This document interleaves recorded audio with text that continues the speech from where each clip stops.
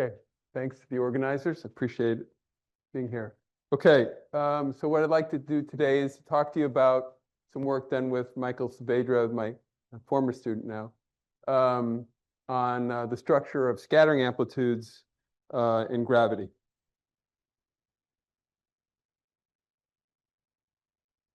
Okay, so we're going to be interested in the ultra-Planckian or super-Planckian limit, mainly because it's a lot more interesting than the more generic limit. We already understand quite well the effective field theory of gravity when ST and U are much less than m Planck. It's not terribly interesting. What's more interesting is the super-Planckian limit, because we obviously know that we understand how planets orbit, which satisfies that criteria. So we should be able to calculate in as large S as we want.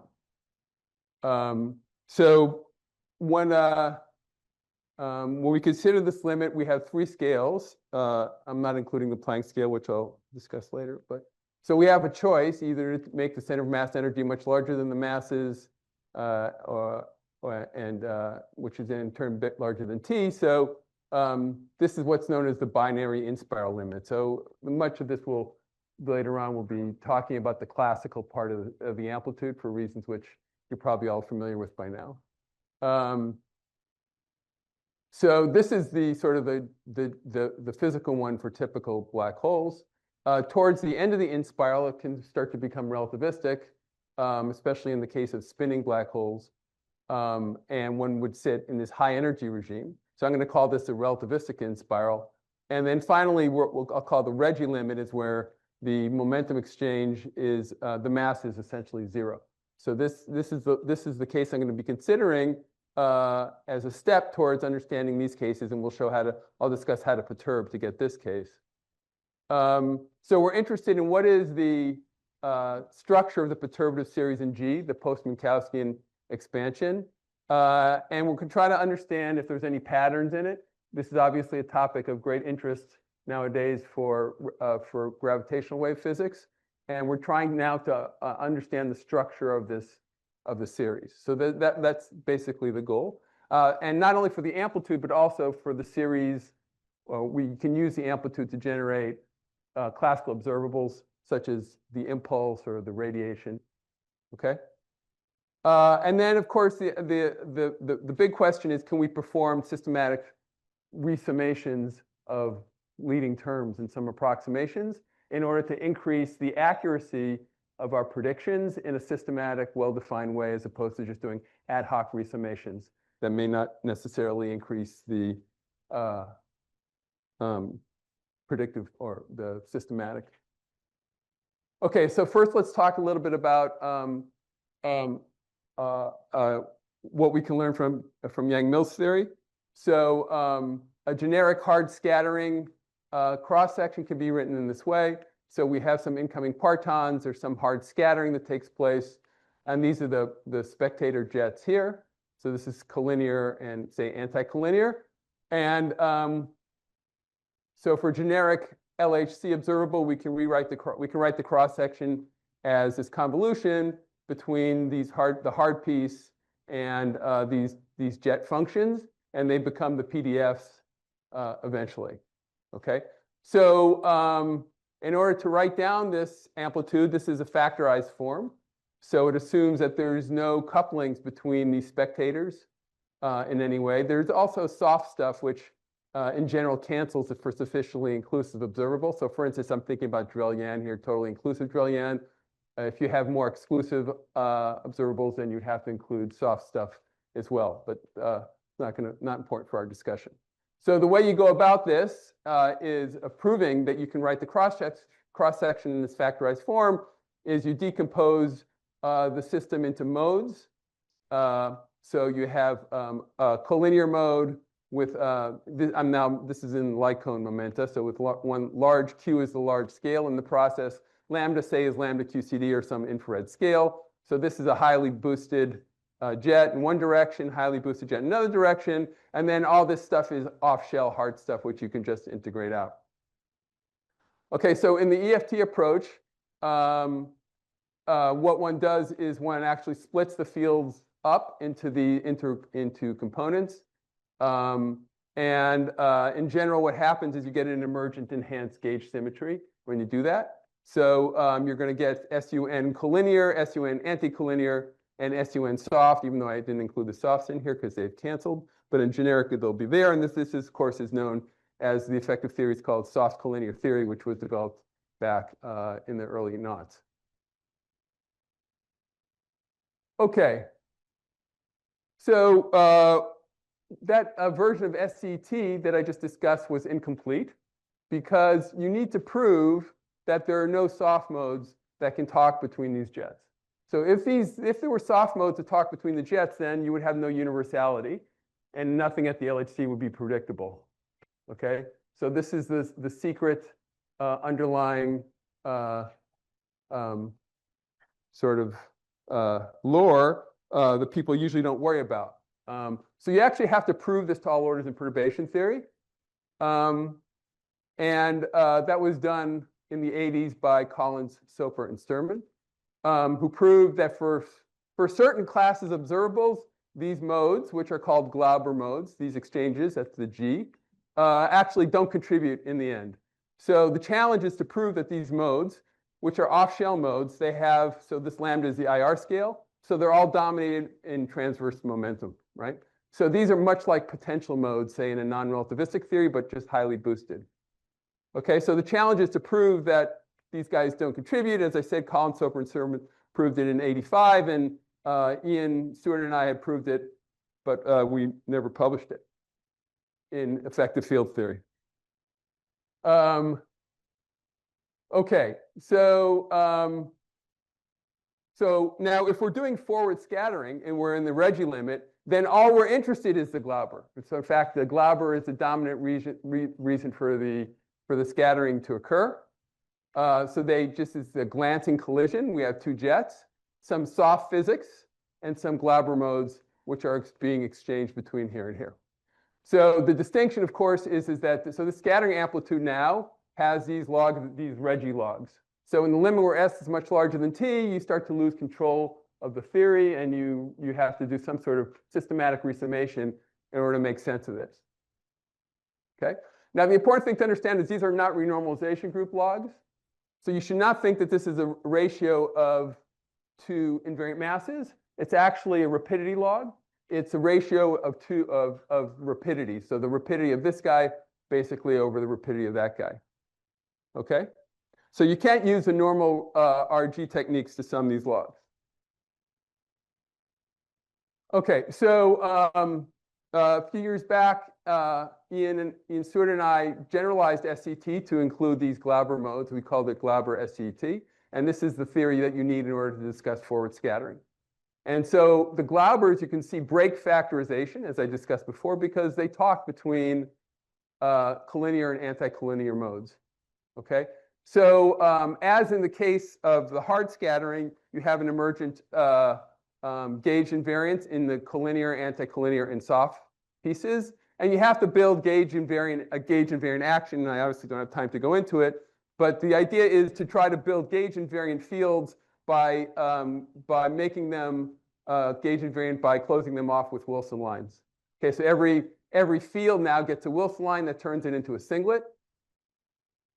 And then one builds, say, this bilinear would just be a collinear bilinear, where now the fields are built in with these Wilson lines. So these Wilson lines come from a full theory matching calculation by considering collinear emissions, and they all sum up. You can show that they all sum up into a Wilson line.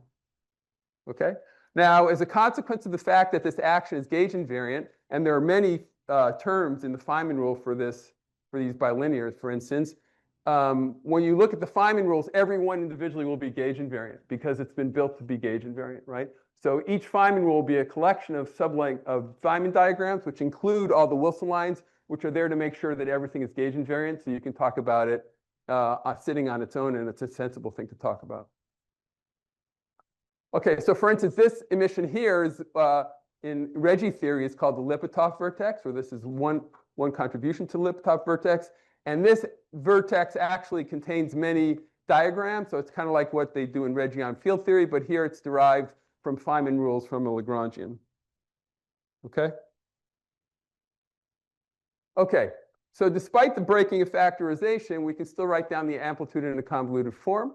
So the amplitude looks like a convolution in transverse momentum space of two jet functions and a soft function. So the jet function looks something like this. N is the number of Glaubers which are leaving the jet, and the S has two indices, N and M, for number of Glaubers coming in and number of Glaubers coming out. Okay? And then typically what one does is one decomposes these into different color channels. So you heard earlier today during Federico's talk about the antisymmetric octet. There's so forth and so on, and you can decompose these operators in this way. So this form, you can see what's sort of interesting about this form is it makes it look like it's a two-dimensional field theory. So the amplitude is written down, and you can do all the light cone momentum integrals to all orders in perturbation theory. So it looks like essentially you've reduced it down to a two-dimensional field theory.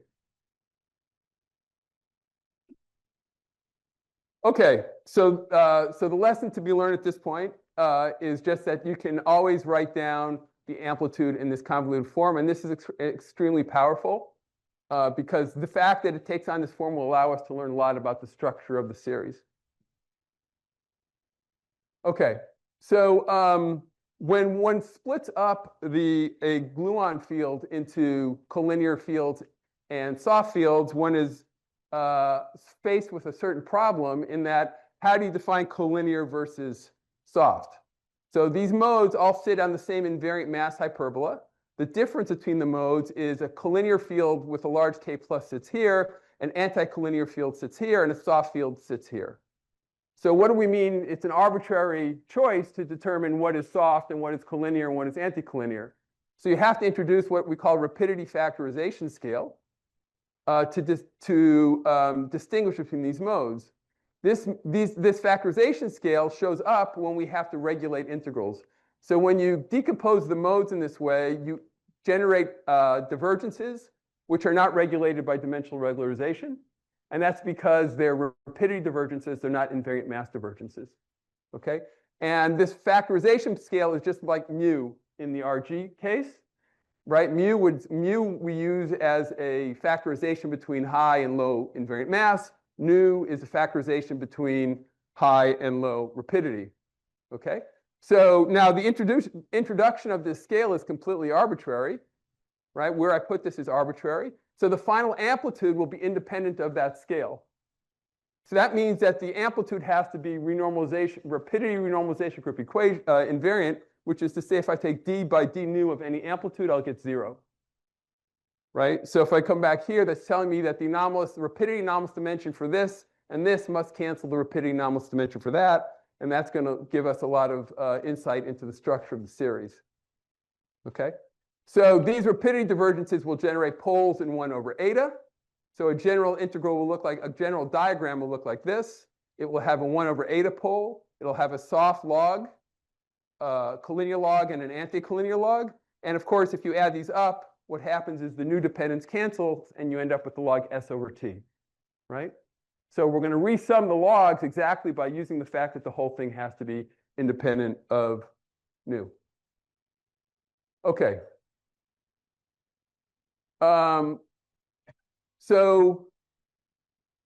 Here's the rapidity renormalization group equation.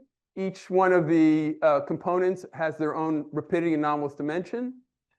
We're going to sum the logs by choosing nu. So if we choose nu to be of order S, then that's going to kill all the logs in the jet function because they have the large p pluses. And we'll put all the logs in the soft function. And that will tell us a lot about the structure of the series. Okay, so first, what happens, let's look at the running. So what we're going to do is we're going to talk about the running of each one of these operators. So this is the two Glaubers in, n Glaubers in, m Glaubers out. And we can ask what is the anomalous dimension for this guy, and we can resum the logs of each one of these separately. So if we just consider one gluon exchange, that's S11, right? This is called the Regge trajectory. So one of the neat things about this was I was that when you set things up in this way, all these terms become rather straightforward. So the definition of the Regge trajectory is the anomalous dimension of S11. So that comes from just calculating this diagram. And if you run S11, then just consider one Glauber exchange, you get the Regge behavior. This is called the Regge pole. And it's this, here I've regulated by putting in a mass, it's infrared divergent. Okay, the running of S22 is what people call BFKL. So the running of S22 comes from looking at these diagrams. These three diagrams cause the running, and then you just write down, you calculate the 1 over rate of poles, you take d by d nu of the counter term, and this gives you this convoluted form. This is called the BFKL equation. Now, there's nothing special about S22. There's also S33 and S44, S23, S34. Each one of them could be given a different name, but this is the famous one. Okay, so now let's talk about gravity. So gravity is more complicated because we have more expansion parameters, because we have more scales. So a convenient way to arrange things is to divide it up into 3 expansion parameters. So there's the classical one. This is basically just the Schwarzschild radius over the impact parameter. So T is the inverse impact parameter. This controls the size of quantum corrections, and lambda is our power expansion. So we're going to work to leading order in T, and in principle to all orders in alpha S and alpha C. Okay? Now there's a serious problem, because if you look at the Glauber exchange, this is opposed to QCD, the Glauber exchange in gravity goes like alpha C over alpha Q. Okay? So this poses a serious threat to your systematics, because that means I can add as many Glaubers as I want, and then include as many quantum corrections as I want. Clearly, that can't be right, because we know that Newton's laws don't care about any quantum corrections. So what's going on? So of course, the answer to this is the fact that we know that these Glaubers exponentiate, and we can always rewrite the amplitude in the following well-defined way. So all the classical pieces end up in this exponential. So now the exponential becomes a series in alpha C, and the quantum corrections can be put out in front in this way. Okay, so now we've regained control since we know this form. But notice that if I expanded out the exponential, I'm going to see terms that look like quantum times classical, right? Which seems rather strange, but that's okay, because I know that this form will always be true to all orders. Now, in the massless case, that's not completely true. And if people are interested, we can talk about it later. Okay, so we can just determine the structure of the series. So as a function of, so this is the number of Glauber loops, because remember, every Glauber gives you an alpha C over alpha Q. And here, this is the number of quantum loops. Okay, so if I want to get rid of all the alpha Qs and just end up with alpha Cs, then the only classical contributions are going to be at 1, 3, 5, 7 along this diagonal. And the quantum corrections, which arise from soft and collinear corrections, will push you out in this way. And these are what's known as the superclassical pieces. And those just correspond to the guys that sit up there, right? So if I were to expand this guy out and keep only polynomials in that, that's going to give me those terms. Okay? So each time we have a softer collinear loop, we're going to get, and we're going to have, if we want to keep it classical, so if we want to keep things classical, I'm going to have to add one collinear loop for each Glauber. So I can go up a Glauber, and then go up a quantum loop, and then go up a Glauber, and then that's how I'm going to always have, make sure I only keep classical pieces. And the other point to understand is that each one of these quantum loops is going to give you another rapidity log. So the NPM result will start off with n minus 2 logs and down the line. Okay, so we have to set up SET for gravity. So the hard scattering version was set up a while ago, and what we wanted to do is generalize it, as we did before, to include for gravitational Glaubers. So the relevant degrees of freedom now is, before we have a metric, which is soft, collinear, and anti-collinear. That should be an n. And then we're going to have soft collinear scalar fields, and that should be m bar and n. That's also true. So we're only going to include scalar fields. If we wanted to do spinning particles, we could generalize. And the emergent symmetry will be 3 versions of diffeomorphism invariant, a soft one, a collinear one, and an anti-collinear one. Okay? So the basic algorithm is the same. I'm not going to go through it, and you write down an action. The difference is you need to use the fully nonlinear gravitational Wilson lines to make it diff invariant. So you build diff invariant building blocks in each sector, and to do that, you need to know the gravitational Wilson lines. Typically, and that actually becomes cumbersome. No one knows how to write down a closed form expression for the gravitational Wilson lines. We do it order by order in G Newton in a way which I can explain later if people are interested.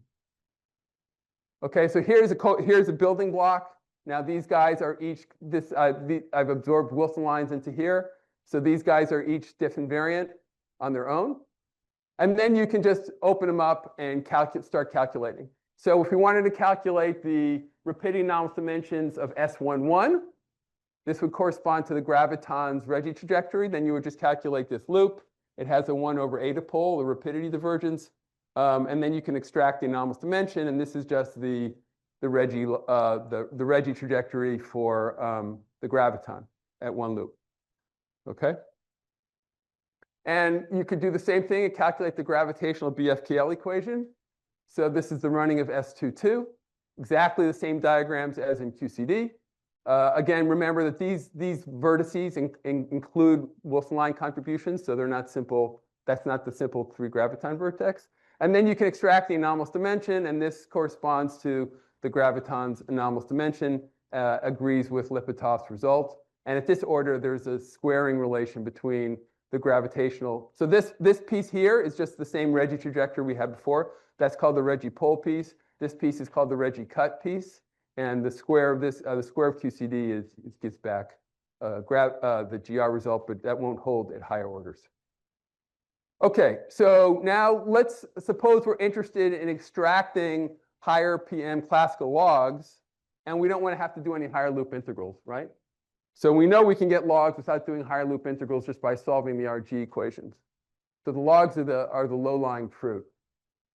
Okay, so in general, if we wanted to calculate the log at 2n plus 1 PM, we would need to calculate the n loop correction to the n plus 1 Glauber. So if we wanted to calculate there's 1 log at this order, this is 3 PM. That log comes from this diagram. So this diagram is not very difficult to do, and you can extract the log piece. Okay. So the result for this diagram has this log as well as other pieces and agrees with previous results. Okay. Now suppose we want to get the 5 PM log. We can do that by solving the rapidity renormalization group equation. Unfortunately, it's a convoluted equation, so solving it to the order we want, we don't know how to find that solution. However, we could just do a perturbation theory. If we could solve that, we'd have all the logs. But we can solve it iteratively. So the first thing we have to do is extract the anomalous dimension for the 3-3 Glauber mode, the 3-3 Glauber exchange soft piece.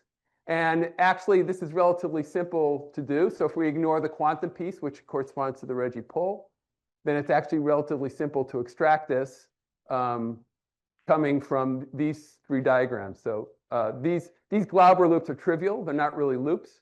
The light cone integrals can be done in 1 line. So this is really just a 1 loop diagram. Okay, and now all we have to do is solve iteratively the RRG equation. So here it is. This we can write down for any n, because it's just due to that 1 horizontal ladder. And then you solve it iteratively. And this is the result for the 5 PM log, the leading 5 PM log, which is the log squared. And this, actually, we've been working in parallel with this group here. And they use Regge on field theory, and we agree with them on that result. Okay. So what does this have to do with... So this is all massless. So what should that log, is that log useful for people who are calculating for the binary case? And now I'm going to explain why it is. Okay, so in fact, the structure of the theory of the factorization formula will allow us to conclude many interesting things. So MSF stands for maximally self-force diagrams. Those are the ones where the number of connections to the top line and the bottom line are the same. Okay. Now, so the first thing we can show is that all those diagrams don't contribute to the radiated momentum at all orders in the PM expansion. And there are no logs in the radiated momentum up to corrections which are suppressed by the mass. The leading log at each order in the PM expansion doesn't contribute to the impulse. And the leading log at each order in the PM expansion will be identical to the massive case. So that just means that you could take this log that we just calculated, and if you were to calculate in the massive case and take the large S limit, you should agree with that. So this is a test for people who are doing higher order calculations. And all these claims follow from the emergent properties of the theory. So in particular, the theory has a certain reparameterization variance, which means you nonlinearly realize the Lorentz symmetry. The rapidity renormalization group invariance and the factorized form is sufficient to prove all these statements. So let me just go through it really quickly. So the leading log at each order PM is maximally self-force. Okay. So how do we prove this? So we can fix all the logs either by considering the jets or the soft function. So by choosing nu to be S, that kills all the logs in the jets, and they all exist in the soft function. So if I know the logs in the soft function, I'm done.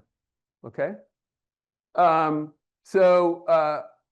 Now what we can show is that RPI, this reparameterization invariance, or this nonlinearly realized Lorentz, tells you that all diagrams with the number of all soft diagrams with the number of Glaubers in the top and the bottom, where they're not equal, vanishes. So this Sij is diagonal. And so this diagram, which is called the tennis court diagram, is 0. That means every soft graph has this form, which is maximally SF. The things which violate SF will be the collinear lines on top. But at leading log, all you care about is this guy. And so now the first statement is true that we've shown just using this emergent reparameterization variance that maximally SF terms are the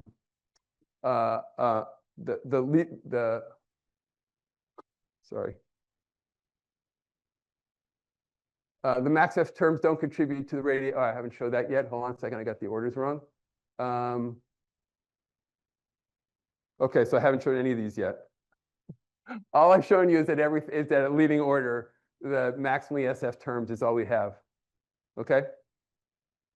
So, but this does prove that the last part, actually, I should say, because this soft piece doesn't know anything about the masses.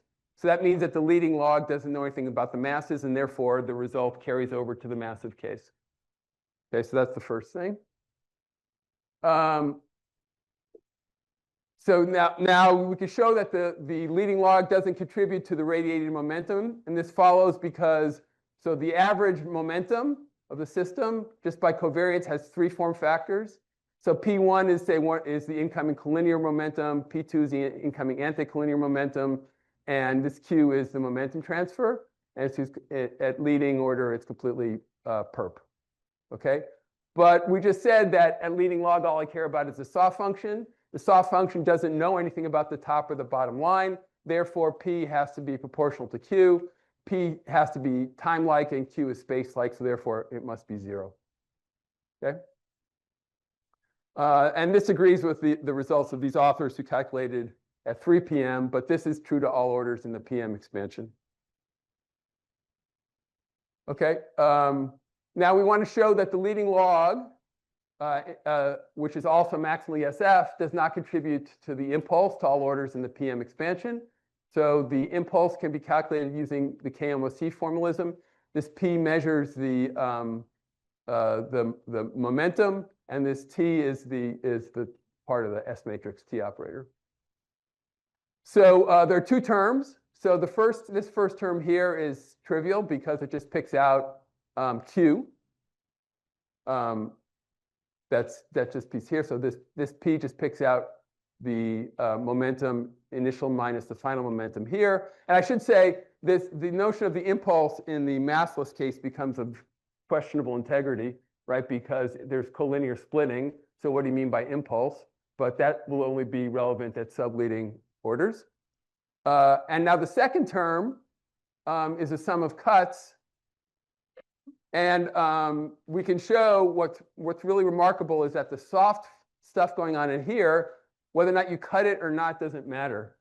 And this is a consequence of the multiple expansion in the effective theory. So the soft momenta does not run up through these loops. It just stays within itself. And the cut soft and the uncut soft give you the same. So what happens is, as you sum over these cuts, the net sum can be added together because the soft function just can be factored out. So the soft function are oblivious to the cuts. And furthermore, there's a symmetry due to the fact that we only have maximally SF diagrams, that you can interchange any of these Glauber momenta and it doesn't change the result. So as a consequence of that, you're allowed to make a replacement for the Glauber momenta by the total momentum exchange divided by the number of Glaubers. And then if you sum over the cuts, the sum, you could show this Q, and then when you include the correct combinatorics, just gives you 0. Okay? So we can conclude that the leading log diagrams don't contribute to the impulse at any order in the PM expansion. And right now we're looking at how to calculate the mass corrections to this. Okay, so maybe that's a good place to stop. If there are questions.